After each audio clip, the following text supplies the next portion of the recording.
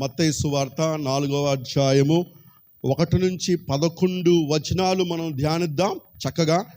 మరి ఇది ఏంటంటే యేసు ప్రభు అరణ్యములో శోధింపబడుట అనే మరి సంఘటన ఈ యొక్క 11 వచనాల్లో నిక్షిప్తమై ఉంది. ఈ చక్కని వాక్య భాగము మనకందరికీ సుపరిచితమైన వాక్య భాగము. మరి యేసు ప్రభు వారు అరణ్యములో శోధింపబడుట అనే ఈ యొక్క వాక్య భాగములో నిక్షిప్తమై ఉంది. ప్రియులరా, జాగ్రత్తగా అందరూ వినాలి. మరి యేసు ప్రభు వారు దేవుడు, యేసు ప్రభు వారు దేవుడు. సాతాను ఎవరు? మరి సాతాను ఎవరు? అపవాది.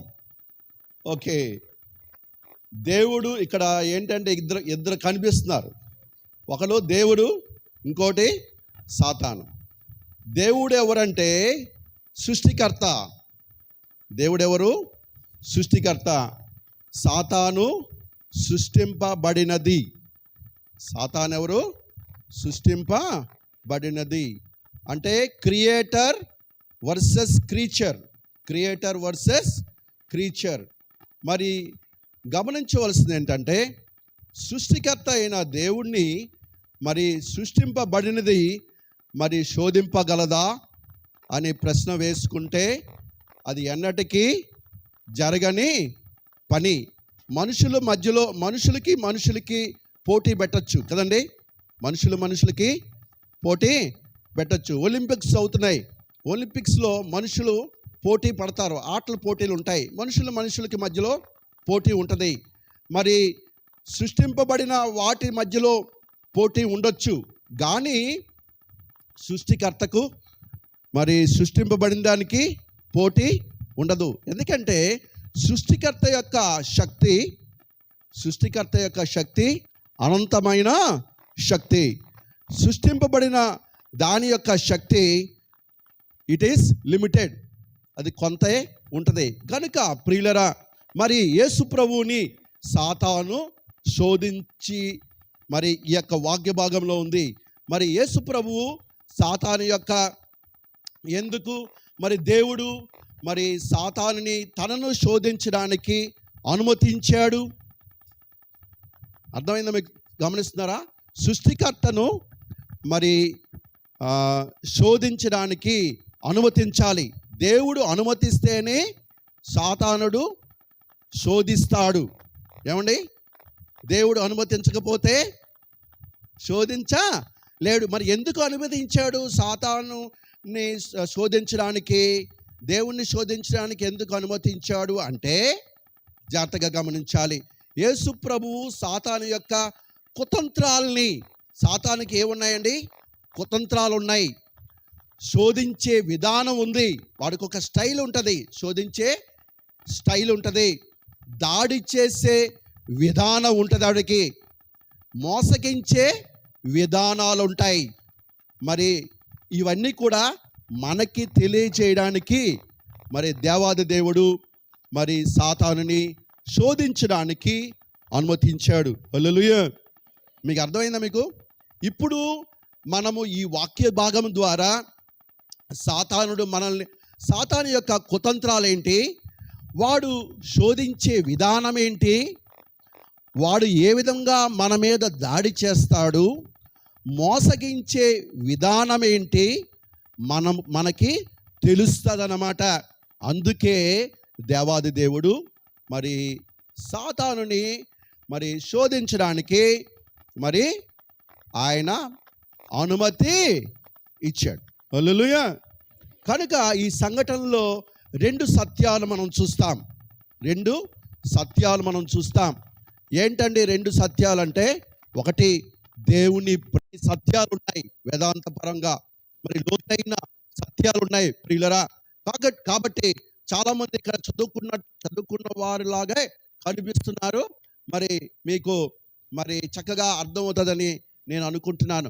మొదటి శోధన చూచినట్లయితే 1 నుంచి 4 వచనాలు. మొదటి శోధన 1 నుంచి 4 వచనాల్లో చూస్తాం. మరి ఇక్కడ చూస్తే చూడండి, ఏమన్నాడు శోధకుడు ఏమన్నాడు? శోధకుడు ఏమంటున్నాడు యేసు ప్రభు వారితో? నువ్వు దేవుని కుమారుడివైతే రాళ్ళను రొట్టెలుగా ఆజ్ఞాపించు అంటున్నాడు. గమనిస్తున్నారా? మరి ఇక్కడ చూడండి ఏమంటున్నాడు? నువ్వు దేవుని ప్రియమైన కుమారుడివి కదా. చూడండి వాడి తెలివితేటలు, వాడి కుతంత్రాలు, శోధించే విధానము, దాడి చేసే విధానము, మోసగించే విధానము చాలా జాగ్రత్తగా గమనించాలి. నీవు దేవుని ప్రియమైన కుమారుడివి కదా. అయితే ఈ భయంకరమైన అడవిలో ఎందుకు ఉంచాడు నీ తండ్రి? మీకు అర్థమైంది? నీకు ఏమండి? నీవు దేవునికి ప్రియమైన కుమారుడివి కదా, మరి అయితే నీ తండ్రి ఈ భయంకరమైన అడవిలో ఎందుకు ఉంచాడు? ఓకే, మొదటి డౌట్ క్రియేట్ చేస్తున్నాడు. రెండోది, నీవు దేవునికి ప్రియమైన కుమారుడివి కదా, అయితే ఎందుకు నీ తండ్రి నీకు తిండి పెట్టలేదు ఈ 40 రోజులు? మీకు అర్థమవుతుందండి? చాలా జాగ్రత్తగా గమనించాలి.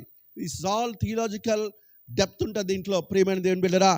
ఇలాగే మనం కూడా కొన్ని మన క్రైస్తవ జీవితాల్లో కొన్ని శోధనలు, కొన్ని ఇరుకులు, ఇబ్బందులు ఉంటాయి.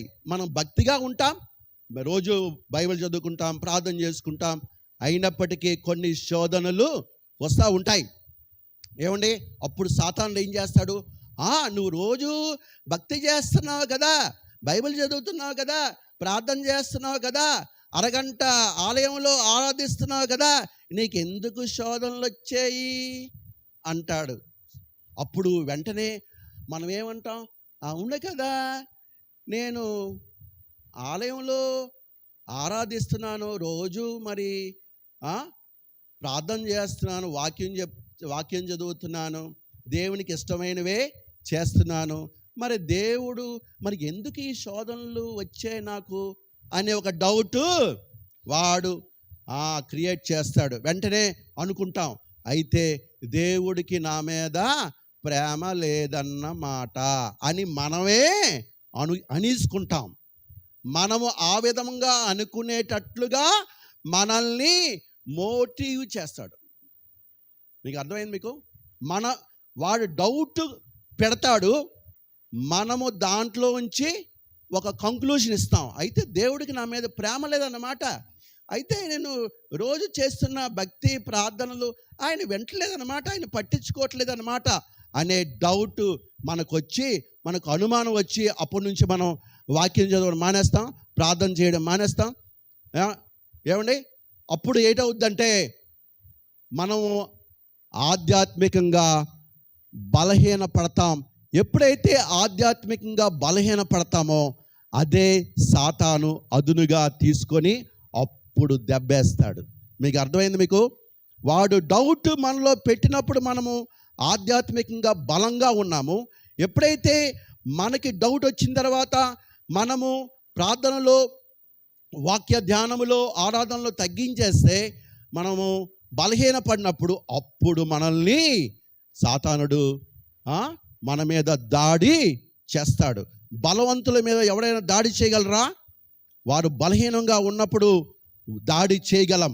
బలవంతుడిని రూమ్లో పెట్టి ఓ 4 రోజులు మరి భోజనం పెట్టకుండా ఉండి 4 రోజుల తర్వాత మనం ఎవరైనా వాడి మీద దాడి చేయొచ్చు. అలాగే సాతానుడు మనం బలహీనులుగా చేసి మన మీద దాడి చేస్తాడు. ప్రియమైన దేవుని బిడ్డరా, ఇక్కడ చూడండి మరి ఈ యొక్క శోధన ఏ విధంగా అర్థమవుతుందంటే, మరి ఏదైనా తోటలో మనము అక్కడ ఆదాము అవ్వలు ఉన్నారు.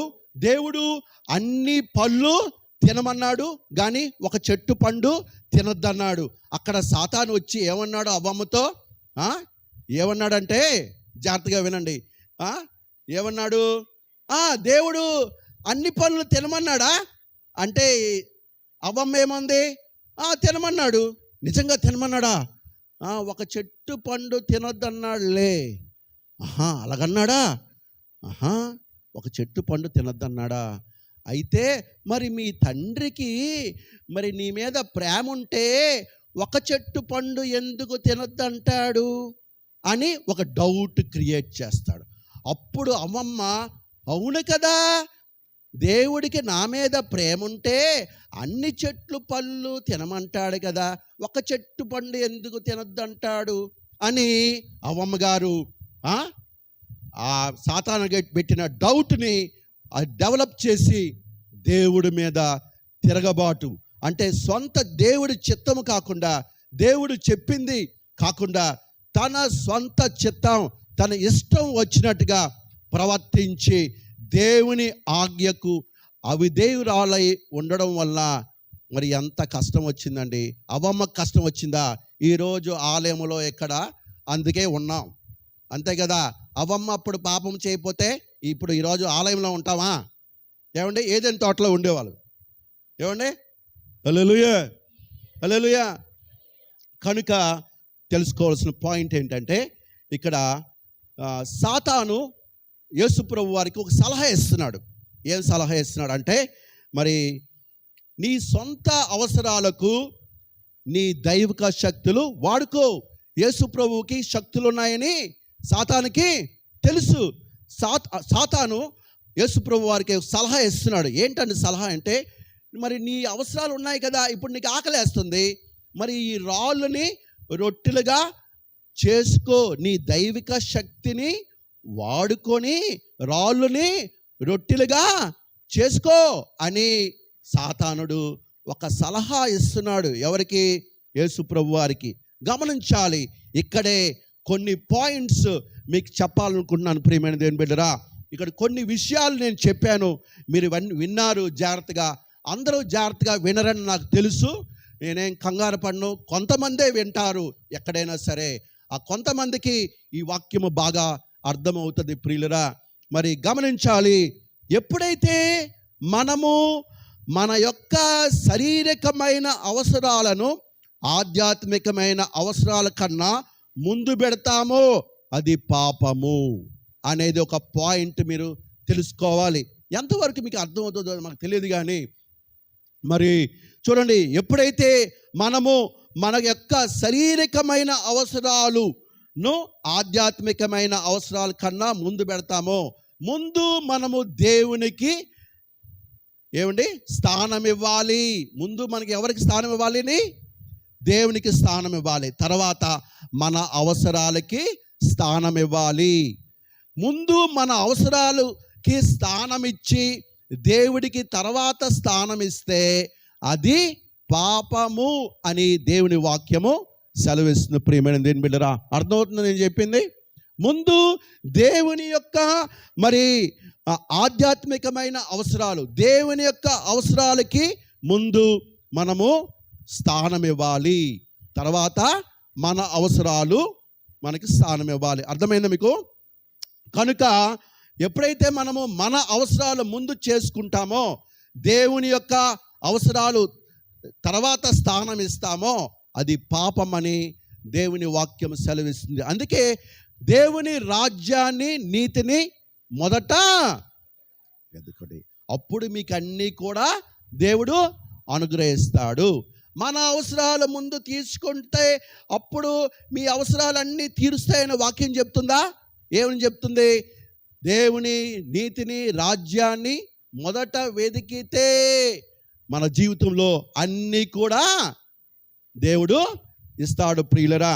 మరి రెండో పాయింట్ ఏంటంటే, దేవుని చిత్తము చేయడానికి బదులుగా మన చుట్టూ ఉన్న పరిస్థితులను, మన ప్రవర్తనను మార్చడానికి అనుమతిస్తే అది పాపము అని అంటుంది. రెండో పాయింట్ అంటే అర్థం ఏంటంటే, మనం ఈ లోకములో ఉన్నప్పుడు, సపోజ్ మీ స్నేహితుల మధ్య ఉన్నారు, లేకపోతే మీ బంధువుల మధ్యలో, లేకపోతే మీరు ఎక్కడైనా ఉన్నారు, వాళ్ళు ఏదేదో మరి లోకరీతిగా జీవిస్తున్నారు.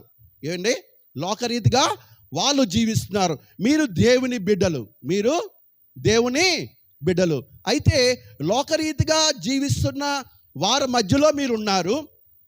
మరి అప్పుడు వాళ్ళతో మీరు రాజీ పడితే, వాళ్ళు చేస్తున్న పనులు మీరు చేస్తుంటే ప్రియులరా, అప్పుడు అది పాపము.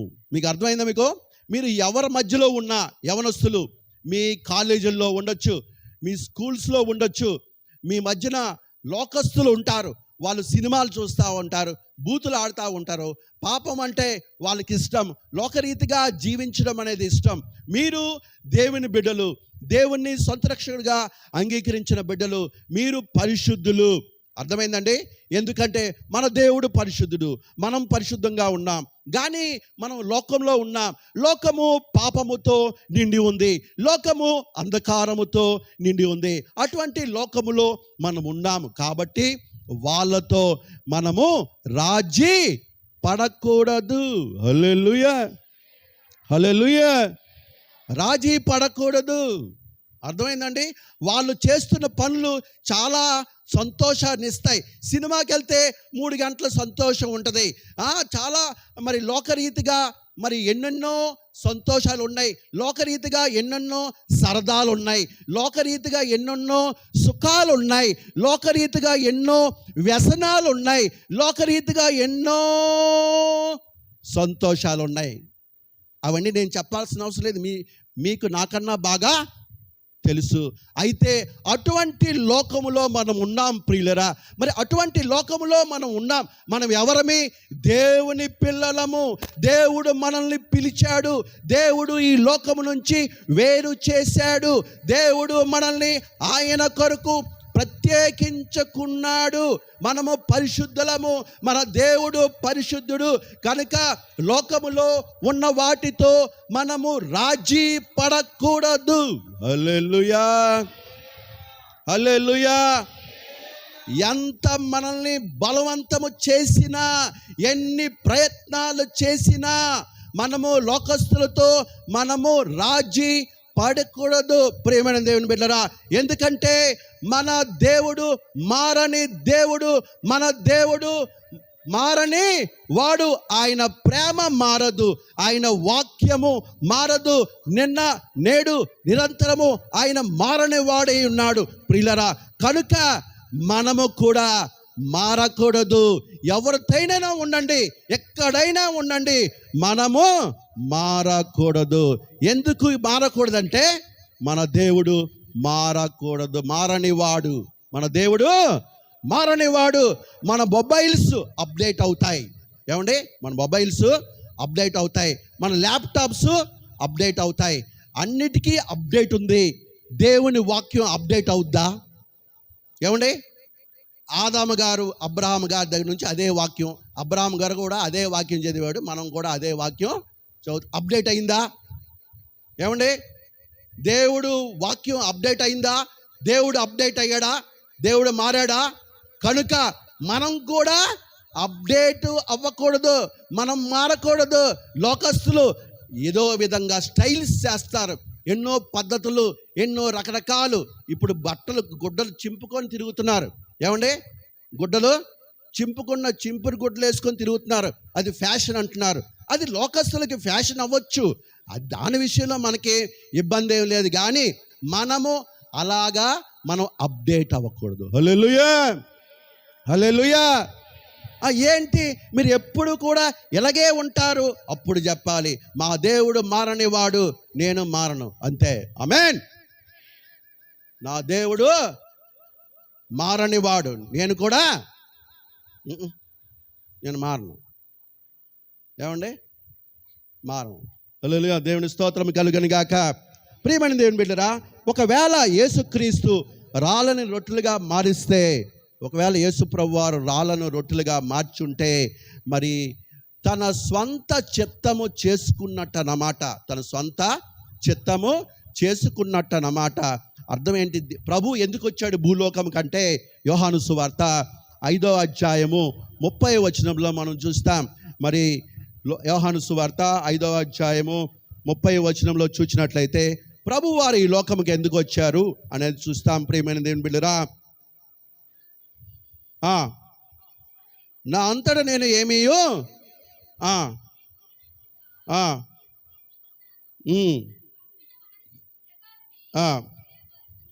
ఆమేన్, హల్లెలూయా. నన్ను పంపిన నా తండ్రి చిత్తమే నేను ఈ లోకములో చేస్తాను. హల్లెలూయా. ఎక్కడ ఉండండి, ఏ పరిస్థితుల్లో ఉండండి, ఎవరితోనైనా ఉండండి, ఎటువంటి ప్రదేశంలో ఉండండి, అది కాదు పాయింట్. పాయింట్ ఏంటంటే మనము దేవుని చిత్తము మాత్రమే చేయాలి. మనం ఇష్టం వచ్చినట్టు మనము చేయకూడదు. దేవుని బిడ్డలు వాళ్ళు ఇష్టం వచ్చినట్టు చెయ్యరు. దేవుని బిడ్డలు వాళ్ళు దేవుని చిత్తం మాత్రమే చేస్తారు. మీరు అనొచ్చు, అల్లాలు క్రైస్తవులేనండి, వాళ్ళు ఇష్టం వచ్చినట్టు చేస్తారండి. చేసుకోవచ్చు, వాళ్ళు దేవుని బిడ్డలు కాదన్నమాట. నిజ క్రైస్తవులు వేరు, క్రైస్తవులు వేరు. క్రైస్తవులు వేరు, నిజ క్రైస్తవులు వేరు. నిజ క్రైస్తవులు అంటే దేవుని చిత్తము మాత్రమే చేస్తారు, దేవునికి ఇష్టమైంది మాత్రమే చేస్తారు.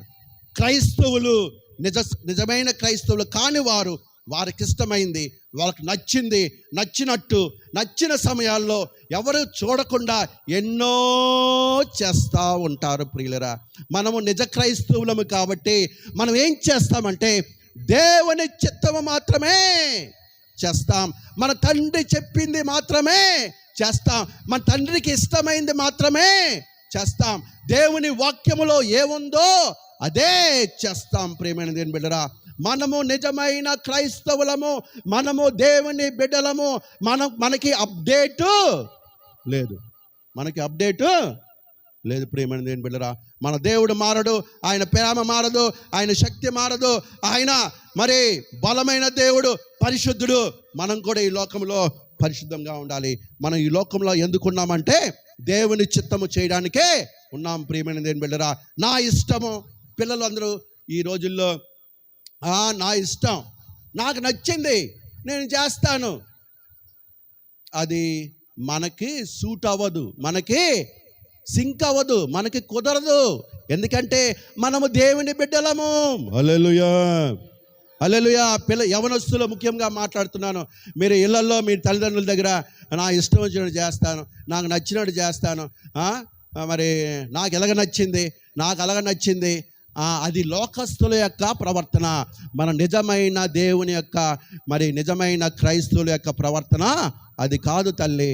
కనుక మనం ఏం చేయాలంటే దేవుని చిత్తము చేయాలి. యేసుప్రభువు వారు కూడా ఈ లోకములో ఉన్నంత కాలము తండ్రి చిత్తము చేశారు. ఆయన మాదిరిగా ఉన్నారు. మనం కూడా క్రీస్తే మనకు మాదిరి. ఎవరినో చూసి మీరు మాదిరిగా మీరు వెంబడించాల్సిన అవసరం లేదు. కరెక్టే, ఈ రోజుల్లో అనేకులు వివిధ రకాలుగా ఉన్నారు, కానీ ఉంటారు, అది లోకము కాబట్టి. కానీ మనకి మాదిరి ఎవరంటే మన ప్రభువే. హల్లెలూయా, హల్లెలూయా. మరి ప్రభు ఏమన్నాడంటే ద్వితీయోపదేశకాండము 8:3 వాక్య ఖడ్గముతో సాతాన్ని ఓడించాడు. మనుష్యుడు రొట్టె వలన మాత్రము కాదు కానీ దేవుని నోట నుండి వచ్చు ప్రతి మాట వలన జీవించును అంటున్నాడు. ప్రియమైన దేవుని బిడ్డరా, కనుక మరి దేవుని వాక్యాన్ని మనము ఆహారముగా వాడుకోవాలి. హల్లెలూయా. దేవుని వాక్యాన్ని మనము ఆహారముగా వాడుకోవాలి. దేవుని వాక్యానికి విధేయత చూపించాలి. దేవుని వాక్యానికి ప్రాముఖ్యమైనదిగా మనం చూడాలి. ప్రియమైన దేవుని బిడ్డరా, దేవుని వాక్యము విలువైనది, శక్తి కలిగినది, రెండంచుల గల ఖడ్గము కలిగింది. ప్రియమైన దేవుని బిడ్డరా, దేవుని వాక్యం మనకు ఆహారముగా ఉండాలి. అందుకే అది ఏ విధముగా అనేది మరి దేవుని వాక్యాన్ని మనం ఏ విధంగా భుజిస్తామండి, దేవుని వాక్యానికి మనం ఏ విధంగా విధేయత చూపిస్తామండి అని నన్ను ప్రశ్న అడిగితే దానికి సమాధానం ఒకటే నేను చెప్తాను. ఏంటంటే ప్రియులరా, మరి దేవుని సన్నిధిలో సమయము గడిపితే దేవుడే నీకు దానికి సమాధానం చెప్తాడు. హల్లెలూయా, హల్లెలూయా. దేవుని వాక్యాన్ని ఏ విధంగా భుజించాలి, దేవుని వాక్యానికి ఏ విధంగా విధేయత చూపించాలి అని మనము ఒక ప్రశ్న వేస్తే దానికి సమాధానం ఏంటంటే దేవుని సన్నిధిలో సమయం గడిపినప్పుడు, ఆయన సహవాసములో మనము ఉన్నప్పుడు ప్రియమైన దేవుని బిడ్డరా, దేవుడు మనకు నేర్పిస్తాడు, మనకు బోధిస్తాడు.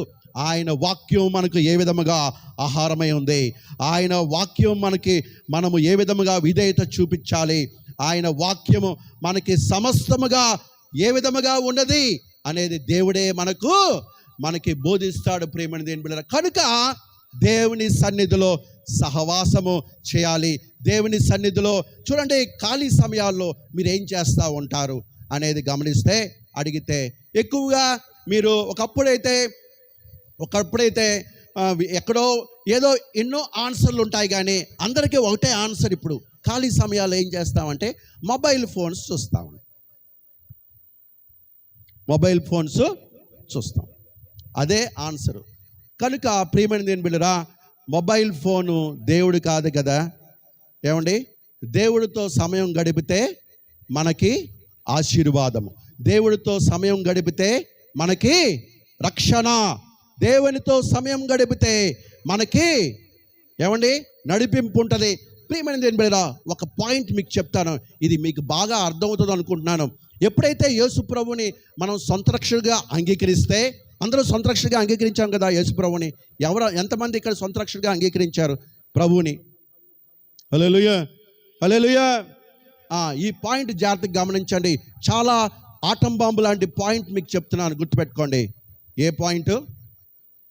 ఆటం బాంబు లాంటి పాయింట్. Okay, right. ఎప్పుడైతే యేసు ప్రభుని సొంత రక్షకుడిగా అంగీకరించామంటే వెంటనే దేవాది దేవుడు మనకి తండ్రిగా ఉండడం మొదలు పెడతాడు. హల్లెలూయా. మీకు అర్థమైంది? మీకు ఎప్పుడైతే యేసు ప్రభుని మనం సొంత రక్షకుడిగా అంగీకరించామో దేవాది దేవుడు మనకి తండ్రిగా మరి ఉండడానికి మొదలు పెడతాడు. మరి మొదలుపెట్టిన తర్వాత మరి నెక్స్ట్ ఏంటండి చెప్పండి? నెక్స్ట్ మనకి ఆయన తండ్రిగా ఉండడానికి కొనసాగించాలి. ఏమండి, పెళ్ళయింది, భార్యాభర్తలు, పెళ్ళైన తర్వాత భార్యాభర్తలు అంటాము. భార్యకి ఇష్టం వచ్చినట్టు భార్య చేస్తుంటే, భర్తకి ఇష్టం వచ్చినట్టు భర్త చేస్తే ఆ వివాహం కొనసాగుతుందా? చెప్పండి, నాకు తెలియదు. కొనసాగుతుందా? చెప్పండి, కొనసాగుతుందా? కొనసాగదు. ఓకే, మనకి ఎలాగా అది మనకు ఒక ఎగ్జాంపుల్ ఉంది. అలాగే ప్రభు యేసుక్రీస్తుని మనం సొంత రక్షకుడిగా అంగీకరించాం కాబట్టి దేవాది దేవుడు మనకు తండ్రిగా ఉంటాడు. మరి ఆయన కొనసాగాలంటే, తండ్రిగా కొనసాగాలంటే ఏం చేయాలి? మనం ఏం చేయాలంటే దేవుని వాక్యానికి విధేయత చూపించాలి. దేవుని వాక్యము చెప్పినట్టుగా మనం నడుచుకుంటూ ఆయనతో సహవాసము చేయాలి. అప్పుడు ఆయన దేవుడిగా ఉండడానికి కొనసాగుతాడు. హల్లెలూయా. ఒకవేళ దేవునితో సహవాసము చేయకుండా దేవుని వాక్యానికి విధేయత చూపించకపోతే తండ్రిగా మనకు కొనసాగడు అనే సత్యం తెలుసుకోండి అమ్మా. నిజంగా గుర్తుపెట్టి అర్థమందా? ఎప్పుడైతే బాప్తిజం తీసుకుంటారో ఆలయంకి వెళ్ళిపోతాం, అన్నీ చేస్తూ ఉంటాం, కానీ దేవునితో సహవాసము చేయము. మొబైల్స్తో సహవాసం చేస్తాం, ఎవరో మరి మన స్నేహితులతో సహవాసం చేస్తాం. మరి దేవుని వాక్యానికి విధేయులుగా ఉండరు, సొంతంగా వాళ్ళు నచ్చినట్టు చేస్తారు. ఇప్పుడు చెప్పండి, అలాంటి వాళ్ళు ఇక్కడ ఉంటే మీకు దేవుడు తండ్రిగా ఉండడానికి కొనసాగించటలేదు. నా తండ్రి అని భ్రమలో ఉండకండి. ఎందుకంటే మీరు వాక్యానికి విధేయత చూపించలేదు, ఆయన సహవాసములో ఉండలేదు. మీరు మొబైల్స్లో సహవాసం చేస్తున్నారు, మీరు నచ్చినట్టు మీరు జీవిస్తున్నారు. మీకు పరమ తండ్రి మీకు తండ్రిగా కొనసాగట్లేదు. ఎప్పుడైనా సడన్గా మీరు ఏదైనా గబుక్కని ఏదైనా ప్రమాదం కానీ, రోగము, జబ్బు, వ్యాధి, కష్టము, ఇరుకు, ఇబ్బంది వస్తే దేవా అంటే ఏమంటాడు తెలిసినా? వెళ్ళి మొబైల్ దగ్గరికి వెళ్ళు, నీ స్నేహితులతో ఎంత సమయం గడిపావు కదా వాళ్ళ దగ్గరికి వెళ్ళు అంటాడు. అప్పుడు ఏం చేస్తారు? మీరు ఏం చేస్తారు? అప్పుడు పాస్టర్ గారి దగ్గరికి వచ్చి, పాస్టర్ గారు నాకు ఒంట్లో బాధండి, ప్రార్థన చేయండి, ఏదో కానుకిచ్చి అంటే పాస్టర్ గారిని డబ్బులు ఇచ్చి కొనేద్దామని డబ్బులు ఇచ్చేస్తే ఆయన ప్రార్థన చేస్తారు. ప్రార్థన చేస్తే మీకు జబ్బు తగ్గిపోతుంది అనుకుంటున్నారా? ఎందుకంటే ఎవరు ప్రార్థన చేసినా స్వస్థపరిచేవాడు దేవుడే, ఎవరు ప్రార్థన చేసినా రక్షించేవాడు దేవుడే, ఎవరు ప్రార్థన చేసినా ఆదుకొని ఆదరించి ప్రేమించేవాడు దేవుడే. మీకు ఆయనకి సంబంధం లేనప్పుడు ఆయన మీకు ఎలాగ రక్షిస్తాడు, ఎలాగ స్వస్థపరుస్తాడు, ఎలాగ ఆదుకొని ఆదరిస్తాడు? భ్రమలో జీవించకండి. కనుక ఈ రోజు నుంచే మనం చేయవలసింది ఏంటంటే దేవునితో సహవాసము చేయండి, మొబైల్స్తో కాదు. ప్రియమైన దేవుని బిడ్డ, మీ ఏ వయసులో ఉండండి, నాకు సంబంధం లేదు, మొబైల్స్తో సంబంధం కాదు. దేవుని సన్నిధిలో సహవాసం చేయండి, దేవుని వాక్యానికి మీరు విధేయులుగా ఉండండి. రెండో శోధన ఏంటంటే, మరి యేసుప్రభు వారు మరి ఏమన్నాడు మొదటి శోధనలో? ఏమన్నాడు మొదటి శోధనలో యేసుప్రభు వారు? నోట వంట చూడండి ఏంటన్నాడు, మనుషుడు రొట్టె వల్ల మాత్రం కాదు కానీ దేవుడు నోట అంట వచ్చే ప్రతి వాట వల్ల జీవించరని నిర్గమాకాండం కాదు, ద్వితీయోపదేశ కాండము 8వ అధ్యాయంలో ఉన్న 3వ వచనముని ఆయన చెప్పాడు. ఆయన అర్థమైందా? ద్వితీయోపదేశ కాండము 8వ అధ్యాయము 3వ వచనాన్ని చెప్పాడు. అప్పుడు వెంటనే సాతాను ఏమన్నాడు, ఓహో దేవుని వాక్యాన్ని చెప్పావా, అయితే నేను కూడా దేవుని వాక్యం చెప్తాను అని రెండవ శోధనలో ఏమన్నాడంటే, మరి సాతాను శోధన అని ఇది గుర్తించడానికి చాలా కష్టంగా ఉంటుంది. చూడండి, సాతాను శోధనలు గుర్తించడం చాలా కష్టము. మొదటి శోధనలో ఆయన గుర్తించడం కష్టం, కానీ రెండో శోధనలో ఇంకా ఎక్కువ కష్టం. ఎందుకంటే సాతానుడు కూడా దేవుని వాక్యాన్ని చెప్తున్నాడు ఇక్కడ. మరి చూడండి ఎందుకంటే సాతాను కూడా దేవుని వాక్యాన్ని వాడాడు. ఓహో నువ్వు దేవుని వాక్యము ద్వారా జీవిస్తున్నావు అన్నమాట.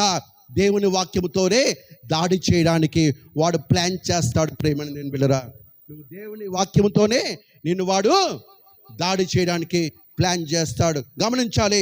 అప్పుడు ఏం చేశాడంటే, మరి యేసుప్రభు వారిని కిద్రోను వాగు మరి 500 అడుగుల ఎత్తులో ఉన్న ఆలయం శిఖరంలోకి తీసుకెళ్ళిన తర్వాత అక్కడ మరి ఏమన్నాడంటే, ఇక్కడి నుంచి గెంతు అని ఏ వాక్యాన్ని కోట్ చేశాడంటే, చూడండి 91వ కీర్తన 11-12 వచనాల్లో ఆయన కోట్ చేశాడు. ఏంటంటే, మరి జాగ్రత్తగా గమనించండి, నువ్వు నిజంగా దేవుని వాక్యము నమ్మిన వాడవైతే గెంతు, చూద్దాం నీ తండ్రి నిన్ను కాపాడుతాడేమో చూద్దాం అంటున్నాడు. ప్రియమైన దేవుని బిడ్డరా, గమనిస్తున్నారా? సాతానుడు దేవుని వాక్యముతో మనతో అటాక్ చేయడానికి వాడు ఉన్నాడు, గమనించాలి. కానీ ఇక్కడ తెలుసుకోవాల్సింది ఏంటంటే, సాతానుడు ఆ యొక్క వాక్యములో ఒక పదాన్ని, ఒక ఫ్రేజ్ని తప్పించాడు. ఒక ఫ్రేజ్ని చదవండి ఒకసారి,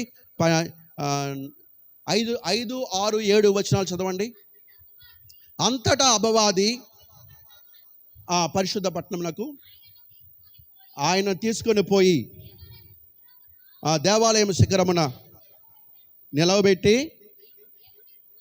నీవు దేవుని కుమారుడవైతే కిందకి దూకుము, ఆయన నిన్ను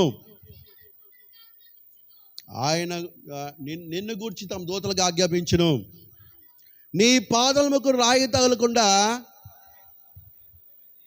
తమ చేతుల మీద ఎత్తి పట్టుకొందురు అని దేవుని వాక్యాన్ని కోట్ చేసింది. 91వ కీర్తన 11-12 వచనాల్లో మధ్యలో ఈ యొక్క వాక్యం ఉంటుంది. ప్రియమైన దేవుని బిడ్డరా, ఈ వాక్యము ఏంటంటే, ఈ వాక్యము పరలోకపు తండ్రి తన పిల్లల్ని కాపాడడానికి ఇచ్చిన వాగ్దానం ఇదే. పరలోకపు తండ్రి తమ పిల్లల్ని మరి కాపాడడానికి ఇచ్చిన వాగ్దానం. జాగ్రత్తగా గమనించండి ప్రియమైన దేవుని బిడ్డరా, మనము ఆయన పిల్లలుగా ఉంటే, పిల్లలుగా అంటే ఏంటి అర్థం? పిల్లలుగా అంటే, దేవుని పిల్లలంటే అర్థం ఏంటండి? చెప్పాలి, దేవుని పిల్లలకు చెప్పాలి, సమాధానం చెప్పాలి. దేవుని పిల్లలమంటే ఏంటి అర్థము? దేవుని చిత్తము చేయువారే దేవుని పిల్లలు. ఇక్కడ ఎంతమంది ఉన్నారండి దేవుని పిల్లలు? చేతులు ఎత్తారా ఎవడైనా? దేవుని పిల్లలు అంటే ఎవరు? అందరూ చేతులు ఎత్తారు. దేవుడి స్తోత్రం, హల్లెలూయా. చాలా సంఘాల్లో నేను ప్రసంగం చేశాను, కానీ దేవుని పిల్లలు అంటే చాలామంది చేతులు ఎత్తలేదు. ఇక్కడ అందరూ చేతులు ఎత్తున్నారు. దేవుడి స్తోత్రం, గట్టిగా హల్లెలూయా చెప్దాం. హల్లెలూయా, హల్లెలూయా. దేవుడు మిమ్మల్ని, మీ సంఘాన్ని బహుగా దీవించి ఆశీర్వదించును గాక. మీరు దేవుని పిల్లలు కాబట్టి మీ మార్గం అంతట్లో అమ్మాయిలు, ముఖ్యంగా అమ్మాయిలు బయటికి వెళ్తే ఆ తల్లిదండ్రులకి గడగడగడలాడుతుంటుంది. వెళ్ళేటప్పుడు వచ్చేటప్పుడు ఏమో మరి మీ విషయంలో ఎక్కడ కలగ, కానీ మాకు అలాగే ఉంటుంది. ఏమంటే అమ్మాయిలు ఈ లోకంలో ఇప్పుడు బస్సులు ఎక్కి చూడండి, డిఫరెంట్ కాలేజెస్లో పనిచేస్తున్నారు, డిఫరెంట్ ఆఫీసులో పనిచేస్తున్నారు, రోజు డిఫరెంట్ ప్లేసెస్కి వెళ్ళి వస్తూ ఉంటారు.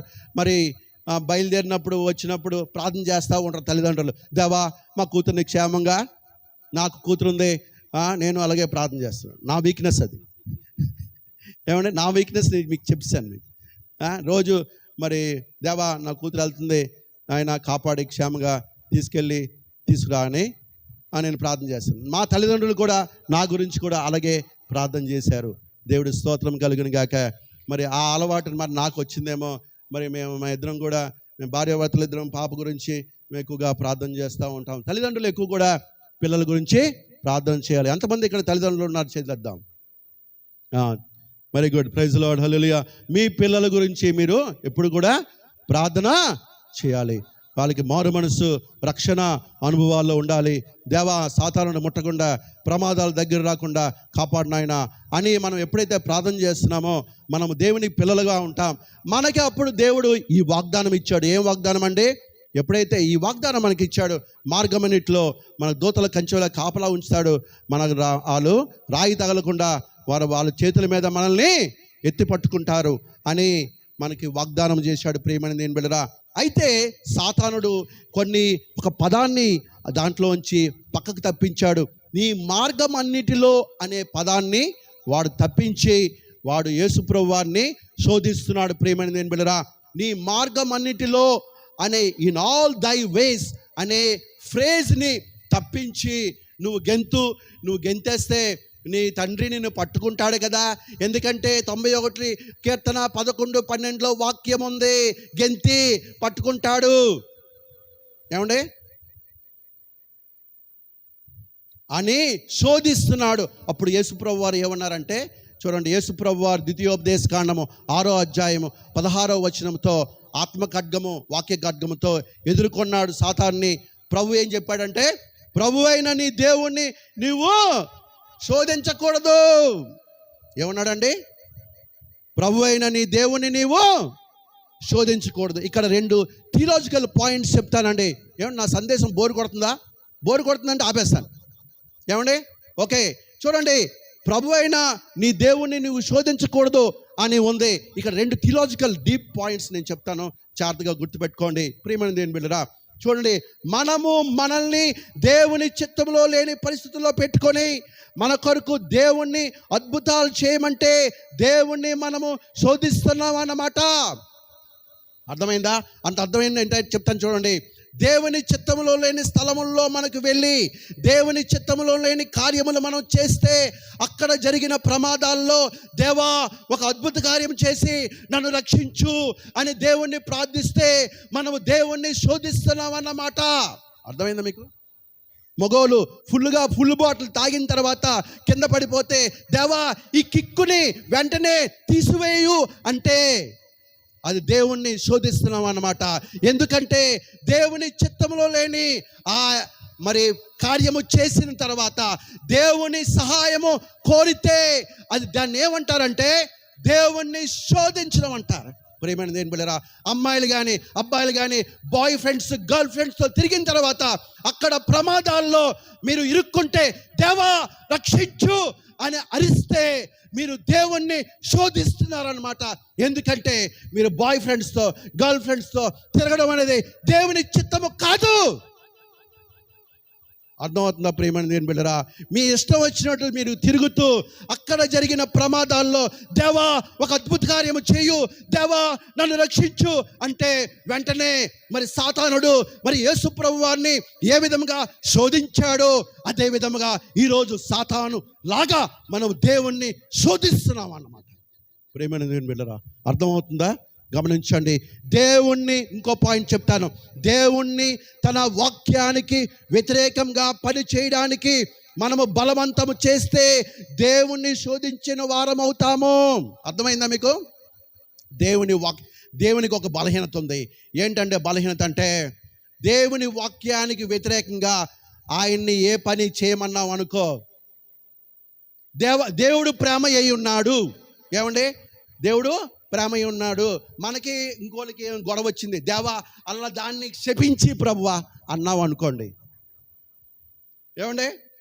మనకి ఇంకోళ్ళకి గొడవ ఉంది, దేవా అల్లాల్ని శపించి వాళ్ళకి జబ్బు వచ్చినట్టు చెయ్యు, వాళ్ళు పడిపోవాలి కింద అని ప్రార్థన చేస్తే దాన్ని ఏమంటారంటే దేవుణ్ణి శోధించినట్టుగా ఉంటుందన్నమాట. అంతే. ఎందుకంటే దేవుని వాక్యానికి ఆయన విరుద్ధంగా ఏది కూడా ఆయన చెయ్యడు.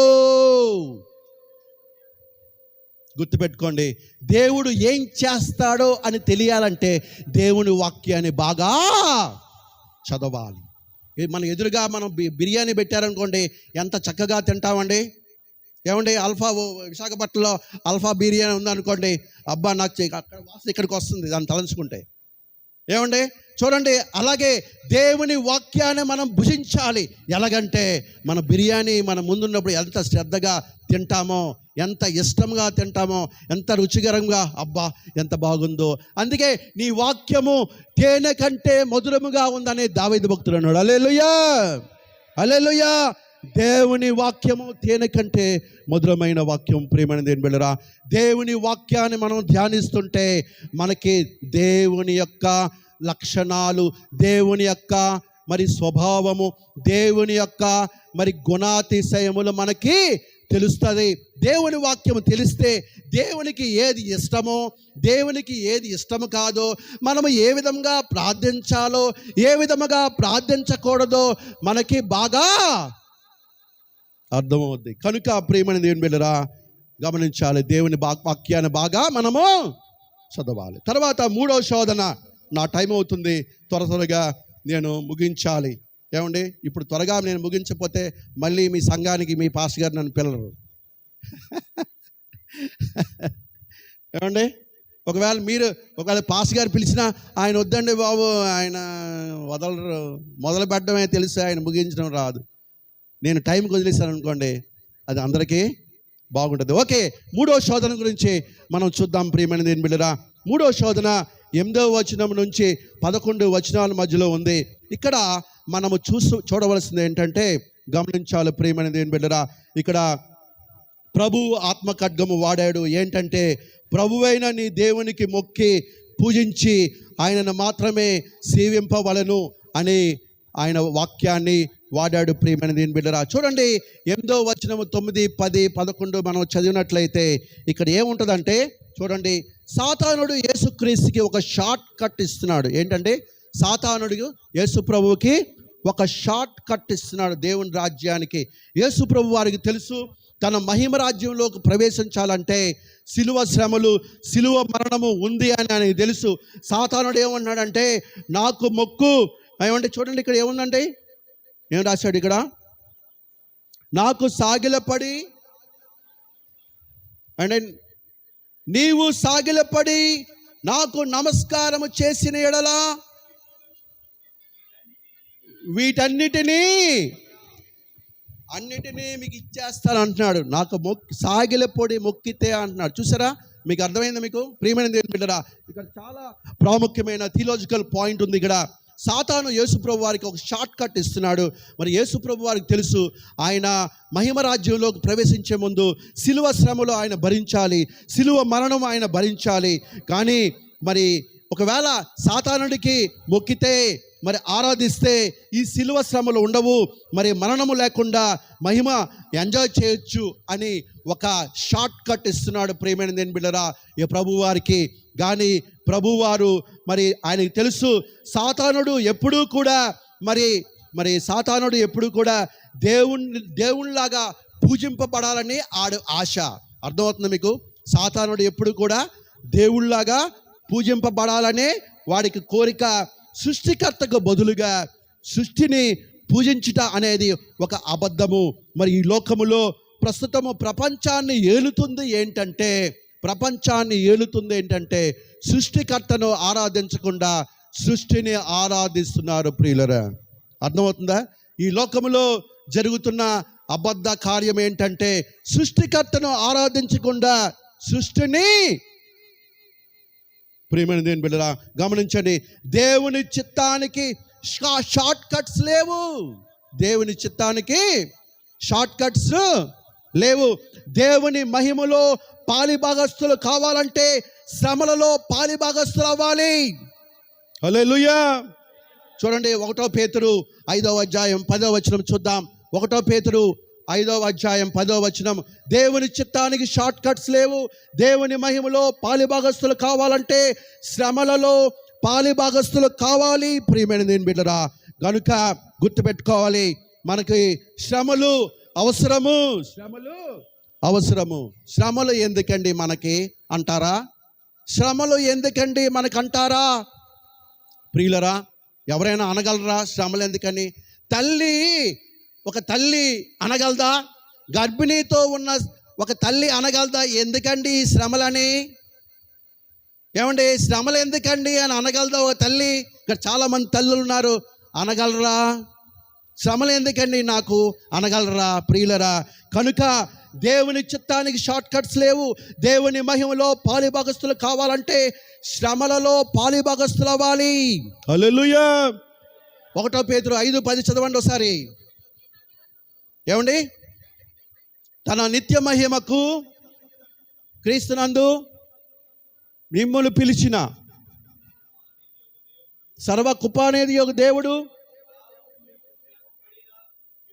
కొంచెం కాలము శ్రమ పడిన పిమ్మట, హల్లెలూయా హల్లెలూయా, కొంతకాలము ఈ లోకములో మనకు శ్రమలు ఉన్నాయి. ప్రియమైన దేవుని బిడ్డలారా, మనకి శ్రమలు అలవాటే, కొత్త పదము కాదు, కొత్త మాట కాదు.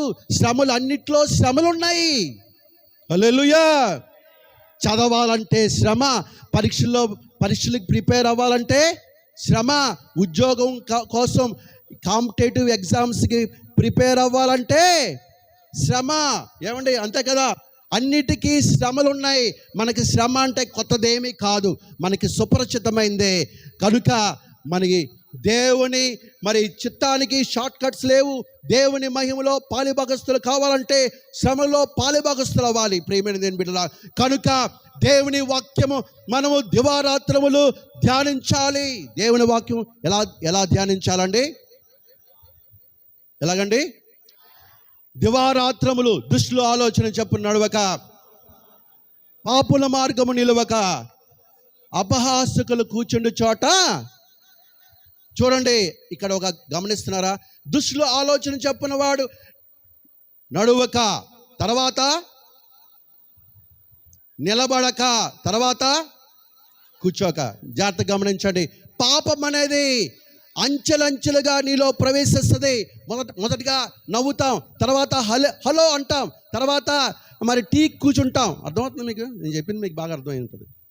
ఏమండి, మొదట నవ్వుతాం, మొదట చూస్తాం, తర్వాత నవ్వుతాం, తర్వాత చెయ్యి ఊపుతాం, తర్వాత కాలు ఊపుతాం, తర్వాత కూర్చుంటాం. అంచెలంచెలుగా పాపం మనలో ప్రవేశిస్తుంది. అది చెప్తున్నాను పాయింట్. అంచెలంచెలుగా, నెమ్మదిగా, తెలియకుండా మనలో ప్రవేశిస్తుంది. ఏముంది, హలో అన్నాను కదా, ఆ తర్వాత చెయ్యి ఊపుతావు, చెయ్యే ఊపాను కదా, తర్వాత ఇంకేదో ఊపుతావు. అర్థమవుతుందా? అంచెలంచెలుగా పాపం మనలో ప్రవేశిస్తుంది. మొదటగా చూడండి, దుష్టుల ఆలోచన చొప్పున నడవక, ముందు నడుస్తాడు, తర్వాత పాపుల మార్గము వాడు నడిచిన తర్వాత నిలబడతాడు, తర్వాత అపహాసకులు కూర్చున్న చోట కూర్చుంటాడు, తర్వాత పడుకుంటాడు. అంచెలంచెలుగా మన జీవితంలో పాపం వస్తుంది. ప్రియమైన దేవుని బిడ్డలారా, ఇది కాదంటారా? నేను తప్పు చెప్పానా, బూతులు చెప్పానా? చెప్పండి, నేను తప్పు చెప్పానా? పాపము అంచెలంచెలుగా మన జీవితంలోకి వస్తుంది. ప్రియమైన దేవుని బిడ్డలారా, కనుక చాలా జాగ్రత్తగా మన జీవితాలు చాలా జాగ్రత్తగా కాపాడుకోవాలి.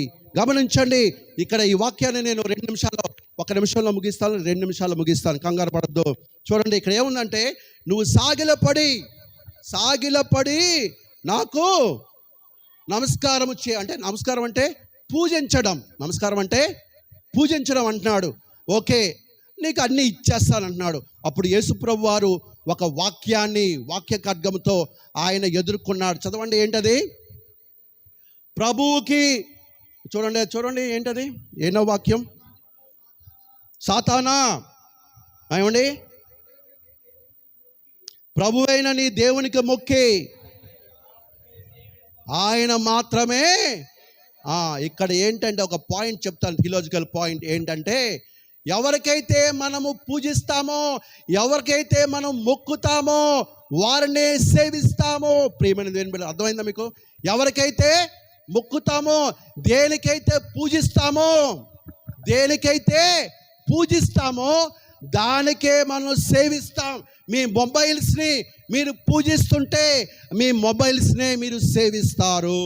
మీరు దేవుణ్ణి మీరు పూజిస్తే దేవుణ్ణి మీరు సేవిస్తారు. మీరు దేన్ని మీరు బాటల్కి పూజిస్తే బాటల్కే సేవిస్తారు. మీరు లోకాన్ని పూజిస్తే లోకాన్ని సేవిస్తారు. అంతేగాని లోకాన్ని మరి పూజించి దేవుణ్ణి సేవించలేరు. దేవుణ్ణి పూజించి లోకాన్ని సేవించలేరు. దేవుణ్ణి పూజిస్తే దాన్ని సేవిస్తారు. హల్లెలూయా. కనుక మీరు దేవుణ్ణి పూజిస్తే దేవుణ్ణి సేవిస్తారు. కనుక మనం ఎవరిని సేవించాలి, ఎవరిని పూజించాలి చెప్పండి? మనం దేవుణ్ణి పూజించాలి. ఎందుకు అంటే మనం దేవుణ్ణి సేవిస్తాము. ఎవరిని పూజిస్తే వాళ్ళని సేవిస్తాము. సాతాను గాడికి తెలుసు. ముందు పూజించి అంటున్నాడు, పొరపాటును పూజించేస్తే సేవ కూడా ఆడికే చేయాలి. దేవుడికి తెలుసు కదా, మనకు తెలియజేస్తున్నాడు. మొదటగా చెప్పాను కదా, సాతాను యొక్క కుతంత్రాలు, శోధించే విధానము, దాడి చేసే విధానము, మోసగించే విధానము మనకి తెలియజేయడానికి దేవుడు మరి ఈ శోధనను అనుమతించాడు. ప్రియమైన దేవుని బిడ్డలారా గమనించాలి. ఎవరిని పూజిస్తామో వారినే మనం సేవిస్తాం. మనం ఎవరిని పూజిస్తున్నాం? ఇప్పుడు దేవుణ్ణి పూజిస్తున్నాం. కనుక దేవుణ్ణే. ప్రియమైన దేవుని బిడ్డలారా గమనించండి. నా సందేశం నేను ముగించాను. 3 శోధనలు మనము చూసాం. 3 శోధనలు మనం చూసాం. 3 శోధనలో సాతాను యొక్క కుతంత్రాలు, శోధించే విధానము, దాడి చేసే విధానము, మోసగించే విధానము మనకి దేవుడు మనకి తెలియజేశాడు. కనుక మరి ప్రియమైన దేవుని బిడ్డలారా మనము చాలా జాగ్రత్తగా ఈ లోకంలో ఉండాలి. చాలా జాగ్రత్తగా ఈ లోకంలో ఉండాలి ప్రియమైన దేవుని బిడ్డలారా. ఎందుకంటే సాతానుడు మనల్ని ఏదో విధముగా మోసగించడానికి ఎప్పుడూ కూడా 24/7 వాడు ప్రయత్నాలు చేస్తా ఉంటాడు. ప్రియమైన దేవుని బిడ్డలారా, ఈరోజు నువ్వు శోధన ఒకవేళ జయించావనుకో, ఈరోజు శోధన జయించేస్తే గెలిచావనుకో, ఈరోజు శోధన జయించావు, రేపొచ్చే శోధన నువ్వు జయిస్తావని గ్యారంటీ ఉందా? అర్థమైందా పాయింట్? ఈరోజు శోధన వచ్చింది, నువ్వు జయించావు. ఈరోజు మరి శోధన వచ్చింది, జయించావు. రేపుడు శోధన కూడా జయిస్తావనే గ్యారంటీ ఉందా అంటే, ఈరోజు శోధన మరి జయించాలంటే దేవుని సన్నిధిలో నువ్వు ఉన్నావు కాబట్టి శోధన జయించావు. రేపు కూడా వచ్చే శోధనను నువ్వు జయించాలంటే రేపుడు కూడా మరి దేవుని సన్నిధిలో గడపాలి. అందుకే ప్రభు ఏమంటున్నాడంటే, శోధనలో పడిపోకుండా మీరు మెలకువ కలిగి రేపొచ్చే శోధనకి ఈరోజే ప్రార్థన చేయాలి. ఈరోజు ప్రార్థనలోనే రేపు శోధనను జయించాలి. ప్రియమైన దేవుని బిడ్డలారా, రేపు శోధన వచ్చినప్పుడు నేను చూస్తాను, నాకు తెలుసు, నాకు బాగా హ్యాండ్లింగ్ తెలుసు, నాకు బాగా జ్ఞానం ఉంది, నేను జయించగలను అనుకోకు. అందుకే ఏమంటున్నాడు ప్రభు, ఏమంటున్నాడు అంటే, శోధనలు జయించడానికి ముందే ప్రార్థన చేయి. రేపు శోధన వస్తుంది, ఈరోజు ప్రార్థన చేయి. ఈరోజు ప్రార్థనలో రేపు శోధన నువ్వు జయిస్తే రేపు శోధన వచ్చినప్పుడు హలో నువ్వు వెళ్ళండి మీ పని చూసుకుని శోధన చెప్పగలవు. ఎందుకంటే నిన్నే ప్రార్థన చేసి ప్రార్థనలో ఆ శోధన నువ్వు జయించావు. హల్లెలూయా.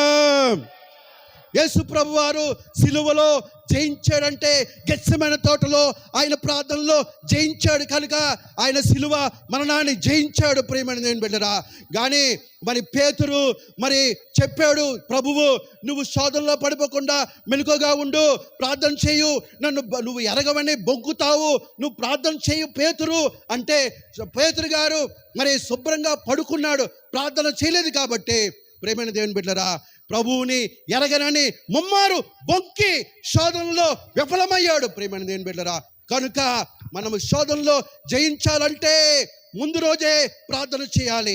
రాబో శోధనలో మనం జయించాలంటే అది యవనస్తులు కానీ, కుర్రోడు కానీ, చిన్నపిల్లడు కానీ, పెద్దోళ్ళు కానీ, ముసలోళ్ళు కానీ. ముసలోళ్ళు అనొచ్చు, మాకు శోధనలు ఏంటండి, ముసలైపోయాము అనుకోవచ్చు. కానీ ముసలోళ్ళకి తగ్గ శోధనలు ఉన్నాయే, మంచం మీద ఉన్నవాడికి తగిన శోధనలు ఉన్నాయి, వాడు బంగిరేవాడికి సంబంధించిన శోధనలు ఉన్నాయి, ఏ వయసుకు సంబంధించిన శోధనలు ఈ లోకములో ఉన్నాయి. ఎందుకంటే సాతానుడు ప్రతి ఒక్కరిని నరకంలోకి తీసుకెళ్లాలన్న వాడి ఉద్దేశం. వాడు వెళ్ళడని వాడికి తెలుసు. మనల్ని కూడా వాడు నరకంలో తీసుకెళ్లాలని వాడు ప్లాన్. ప్రియమైన దేవుని బిడ్డలారా, కనుక రేపు వచ్చే శోధనలో ఈరోజు ప్రార్థనలో మనం దాన్ని జయించాలి. అట్టి కృప ఆ దేవాదేవుడు మనకందరికీ సమృద్ధిగా అనుగ్రహించును గాక. ఆమేన్.